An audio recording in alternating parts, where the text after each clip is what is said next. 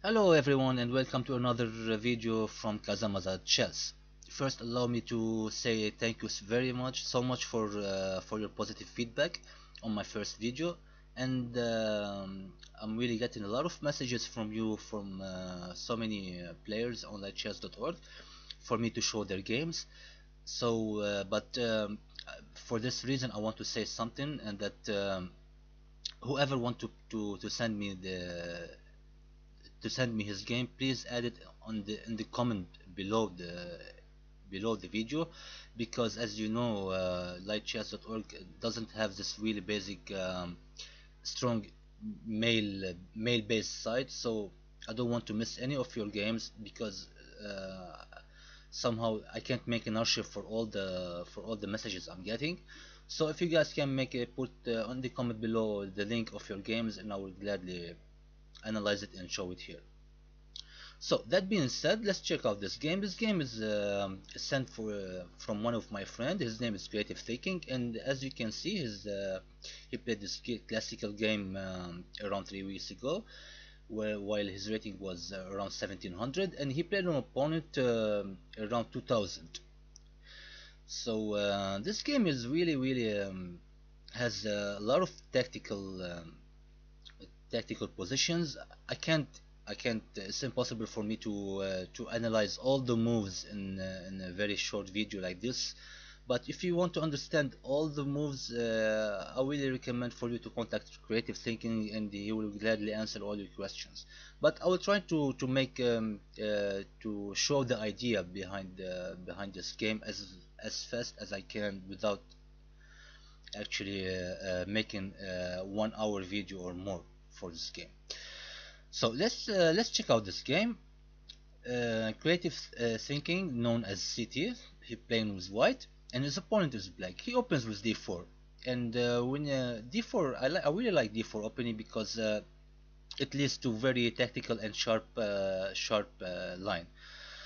So black open with king is the Indian defense, f6, c4, g6, knight c3, and bishop to g7. This is all theory, nothing here to comment on. And e4, of course, you can play another different things from here, but city already started to play sharp game, which is very nice. So d6, and here f3. This is a very known variation. You can check it out. Of course, you may say that this this f2 square is weakening around the king, but not actually, because City has a great plan to show that this is not a weak square. But of course, if you are not familiar with this variation of the king's pawn, and if you are beginner or amateur, I really don't recommend to play f3, because you will need to know a lot of theory behind it. So let's continue from here. Black castles, developing his bishop to e3. Uh, Black push for e5, developing his other bishop to g3. Black treated his knight to e8. Of course, trying to push for f5. White developing his knight on e2. This is all theory, by the way. Developing another knight on c6, and here white push more into the center, attacking this knight with a tempo. So black bring his knight to the king's side, and ready to start his attack on the king's side, while white will try to break through on the queen's side. So as planned, and black push for f5.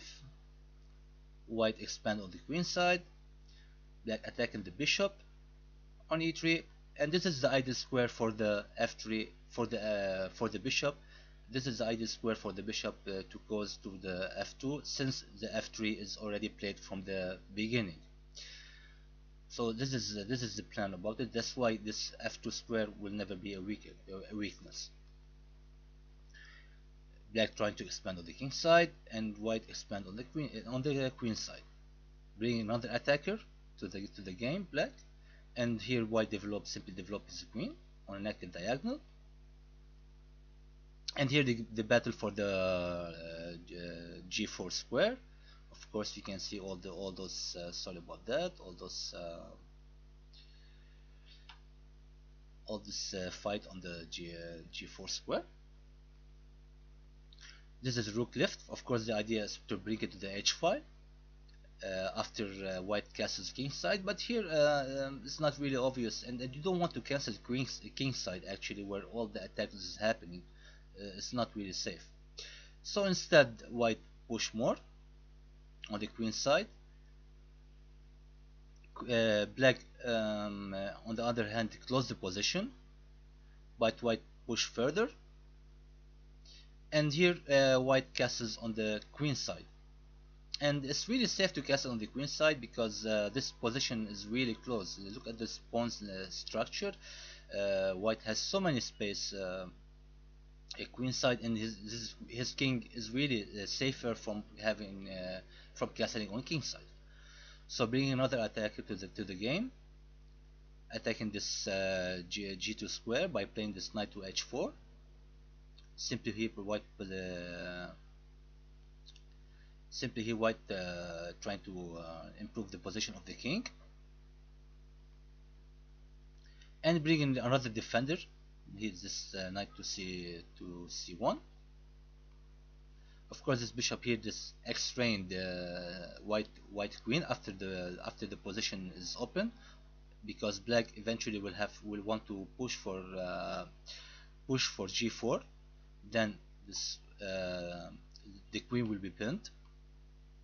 So as planned, black bring his rook to the h file, and also white put this rook opposing black king.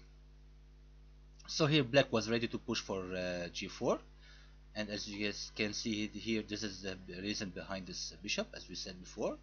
So white takes, capture, and black capture, and then bring another defender for this f3 square. So black pushes more, of course having control on these dark squares.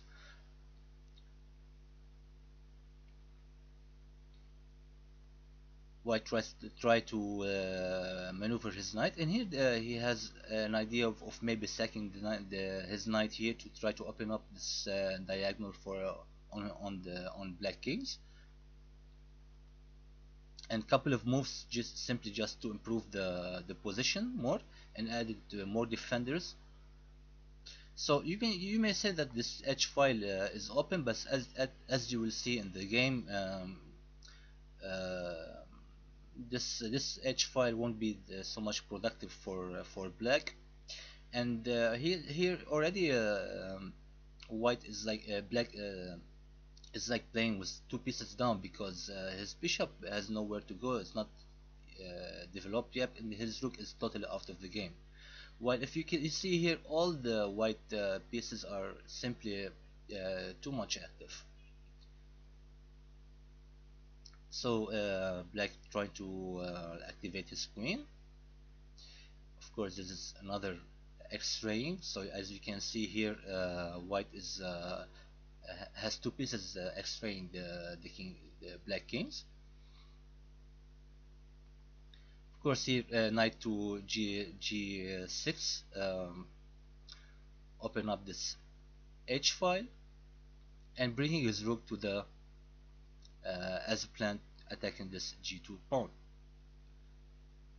So here opposing black bishop, maybe later they will trade it. So black bring another attacker to the g2 pawn.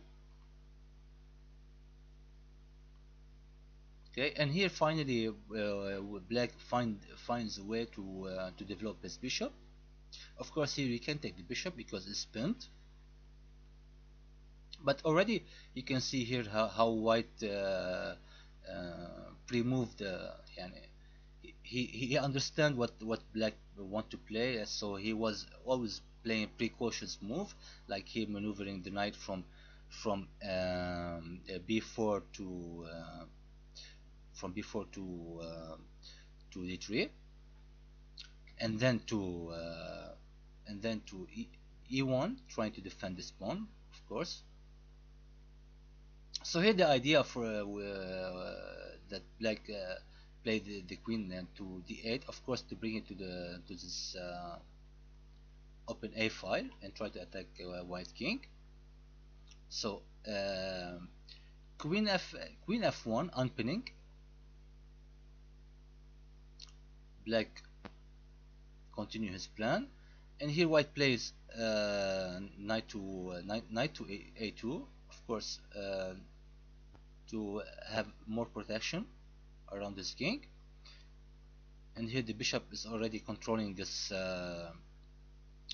this a3 square, for not allowing the queen to come to the square.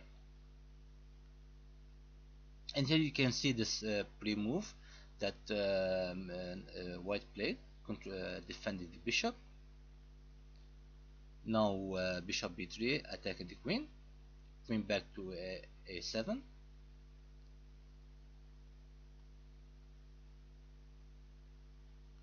And here a couple of moves trying to improve the positions.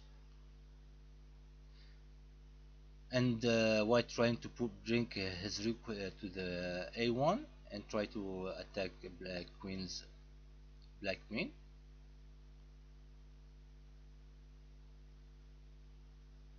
Couple of knight maneuvering, trying to improve the position. So as planned, the rook on the a file, attacking the queen, queen back and captures, rook trading.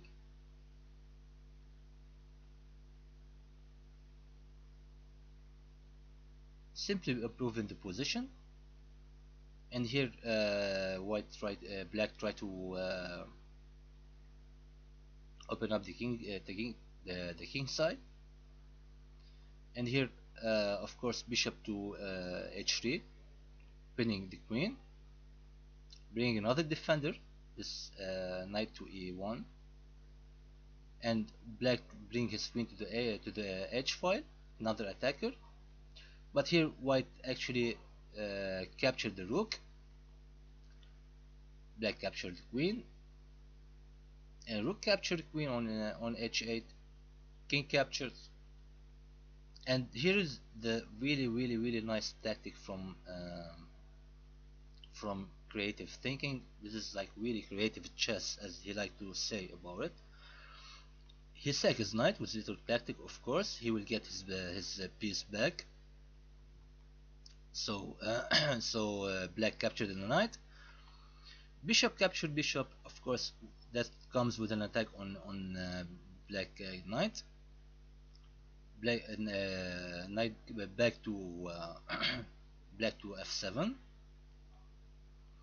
And here already you see like how white has this very nice pawn structure in the center, and the three connected passed pawn on the 6th rank is really hard to stop. So black tried to stop white from wanting to a queen, but it was really too late after this move c7, and it was all over. In this position, black resigned the game. And yeah, so this is really a high technical game and creative chess. I really hope that you enjoy it, and of course you may want to analyze this game more in depth, because I can do this, or else it will take me more than an hour to try to explain all the moves behind it. So yeah, I really hope you enjoyed this game and this high technical game. And please, I will be waiting for you for your recommendation and suggestion about this game in the comment below. Feel free to write them down in the comment below. And also, I would, as I said before I start this game, please send me the link of your games in the comments below, so I can so they will be saved there and I will come back to them as soon as I'm free and ready to make another video.